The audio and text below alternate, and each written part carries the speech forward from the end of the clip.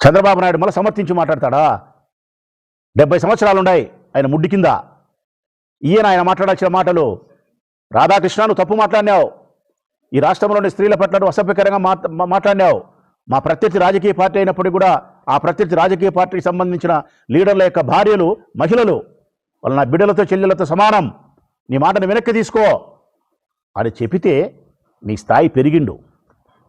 Ambati రాంబాబులాగా ABN Radhakrishna కూడా media ముందుకు వచ్చి పొరపాటు నా మాట దొర్లింది, నా ఉద్దేశం అది కాదు, మరొకలాగా చెప్పబోతే మరొకలాగా అది పోయింది, ఈ రాష్ట్రంలోని స్త్రీలందరూ వైఎస్ఆర్ కాంగ్రెస్ పార్టీ కుటుంబ సభ్యురాలైన మహిళలందరూ నా బిడ్డలతో నా చెల్లెలతో సమానం, క్షమించండి అని ఒక మాట నువ్వు చెప్పింటే అంబటి రాంబాబులాగానే నువ్వు గొప్పని వేందు, ఈ సమస్య పరిష్కారం అయిపోయిండు.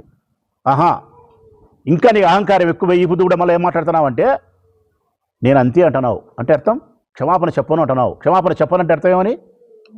నేను మాట్లాడిన మాట నిజము, మీరు వెన్నెముక లేని మనుషులే, మీ పిల్లలు వ్యభిచారులే, మీరు చెబితే మీ పిల్లలు ఎవరి దగ్గరికైనా పోతారు అనే కదా నువ్వు చెప్పి